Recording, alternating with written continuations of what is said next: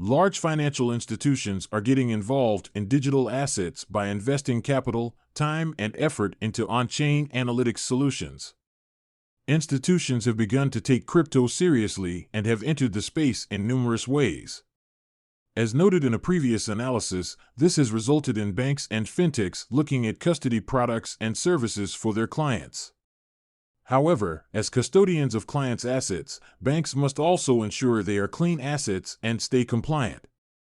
This is where on-chain analytics solutions have a huge role to play in understanding patterns in transactions to identify money laundering and other spurious activities within the cryptocurrency and digital asset space. According to a report by Chainalysis, over $14 billion of illicit transactions took place in 2021.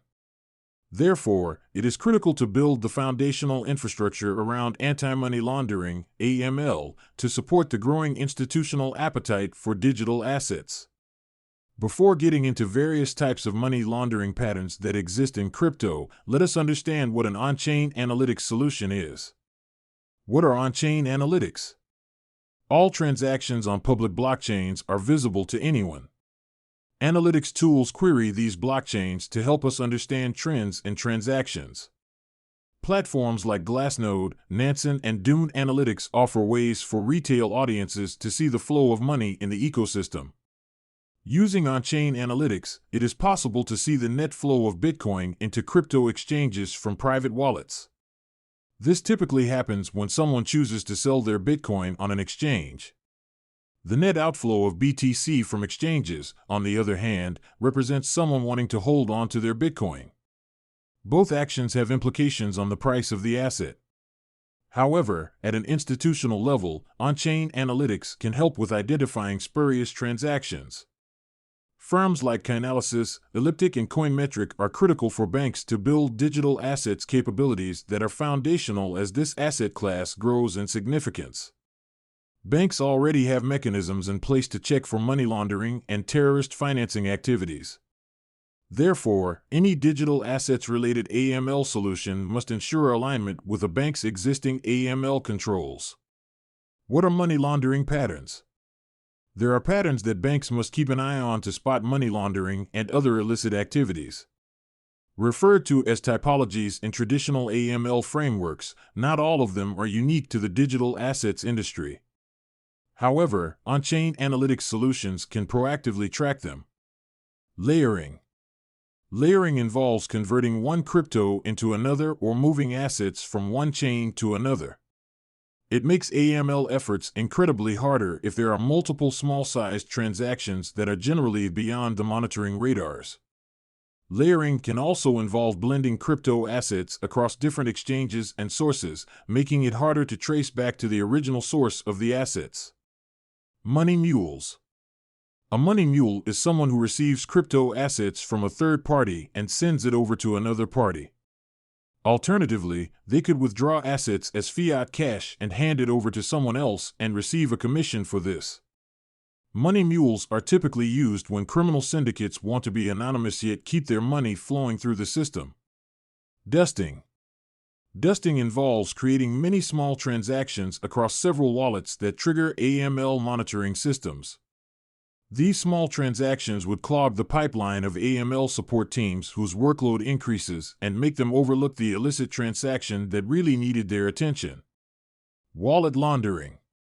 Wallets used by crypto users make it hard to trace owners. As a result, a money launderer could just hand over the custody, private keys, of their wallet with assets in it to another party. In turn, they would receive payment in crypto on another wallet, thereby making the two transactions seem completely unrelated. Darknet transactions and mixers.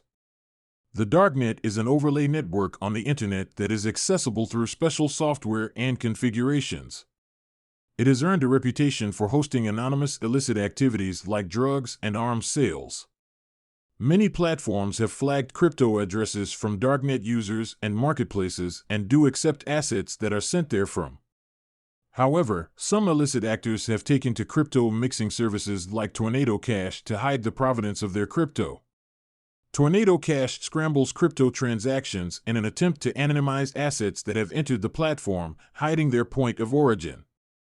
It has become so associated with perceived criminality that the United States Treasury's Office of Foreign Assets Control sanctioned the platform in August, and many trading platforms will not touch coins that came from a mixing service. How are banks addressing this issue? The money laundering methods described above are not exhaustive. A recent report from Elliptic covers over 41 typologies, patterns, observed within the digital asset space.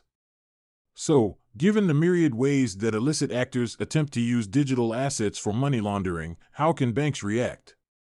Robust Know Your Customer (KYC) standards are a good starting point when onboarding digital assets customers. However, proactive screening and transaction monitoring should be in place through on-chain analytics solutions. These solutions can automate AML and sanction checks, identify address clusters associated with illicit activities, map the flow of digital assets across addresses to perform forensic analysis, and monitor how assets are moved through activities related to dark web markets, smart contract frauds, Oracle hacks, cross-chain bridge hacks, and more. Furthermore, banks and fintech firms have ramped up their digital assets AML capabilities through partnerships with on-chain analytics firms, as the below graphic shows. Even though Barclays began its journey with Chainalysis in 2015, this space really has taken off only in the last 18 months. Be it investments or partnerships, it is highly critical that before offering custody services, banks must put AML controls in place to ensure they are handling clean assets.